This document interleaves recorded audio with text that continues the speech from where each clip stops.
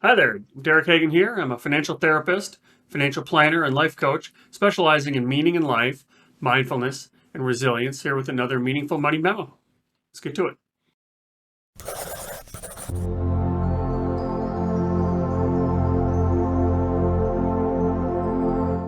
If you've seen any time travel movies, TV shows, or read any books, you know that in most of these stories, there's always some element of don't change the past. If you get in the past, don't change anything, don't do anything, because anything that you do will have some kind of ripple effect for the present. You've seen this in Back to the Future, you've seen this all over the place. One of my favorites is from The Simpsons, where Homer is playing with a toaster, ends up going back in time, and then he remembers don't do anything to the past if you ever find yourself in the past. Just then, a bug unexpectedly landed on him, and out of instinct, he swatted the bug. Then he comes back to the present and finds out that his neighbor and nemesis, Ned Flanders, are the ruler of the world. The idea is that small changes in the past, or small changes somewhere else, have dramatic impacts to us over time. So we'd go in the past and we wouldn't do anything.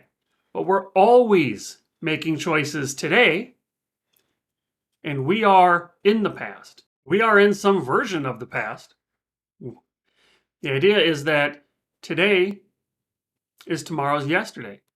Right? So today you've got tomorrow that you're thinking about. Tomorrow is something that has yet to come. But then tomorrow comes, and what we were calling tomorrow becomes today. Said another way, what we're calling today right now becomes yesterday. But the point is that time moves forward, and things that we do today become the past. Things that we do today influence the future.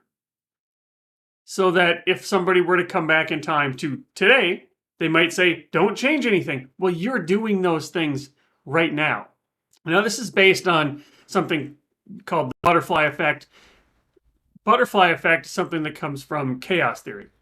It basically says that something really small, like a butterfly flapping its wings on some part of the planet, sets off a series of events that end up with, say, a tornado somewhere in a totally different part of the country. So a butterfly flapping his wings in a different part of the country 2 weeks ago can cause a tornado.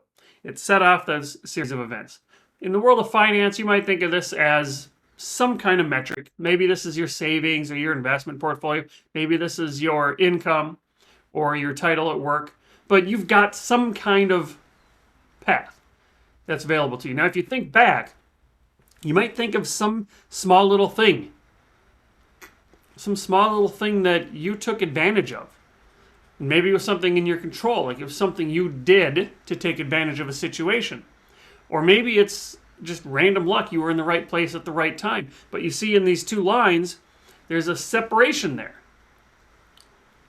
And the gray one was today. But had you not taken advantage of that thing that happened, your life would be totally different because of one little thing. Could go the other way too. Maybe there was just some string of bad luck. You still made the best of it. But if not for that little bad luck, your life would be totally different. Now that's the point. The point is that small things that you do over time have an enormous difference. So let's talk about your life. You've been on a journey. You've made a series of these decisions. Over time, every day you're making decisions. Some of them are big, most of them are small. And this is your life journey. That is your journey that you've had. There are other journeys, life paths, that are unavailable to you. Those are based on decisions you didn't make. Those are based on decisions you couldn't have made. Those don't exist, but you've got the one. And this path that you've chosen can't be changed. The past can't be changed. Now, this isn't to say that we should ignore or worry about things that we can't change, because what we've done in the past will influence what we do in the future. And in fact, who you are today, the person you are today, is exactly because of your past. Said another way, there are a lot of lessons that you've learned. You've been through a lot of things. And you can use those lessons. You should use those lessons to inform yourself going forward.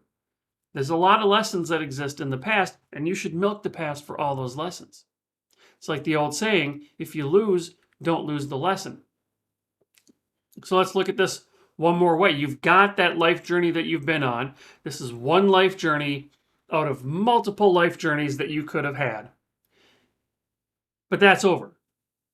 You've got a one-directional relationship with your past. Your past doesn't need you, but you need your past. And your future does need you. And when your future needs you, you need to use your past to inform your future. So how might you think about that? What are the things that you can do today? So let's look at this just through one more lens here. This is your journey. This is today. This is the life that you've lived. You've got multiple paths open to you, and you're going to do something. Time's going to go on, and there's going to be some future you. So what do you need to do today so that future you will look back on today and experience nostalgia? What do you need to do today so that if future you came back in time, they wouldn't want to change these decisions? You've got a lot more in your control than you think. You get one life. Live intentionally. Greetings, Derek again. Thank you so much for watching.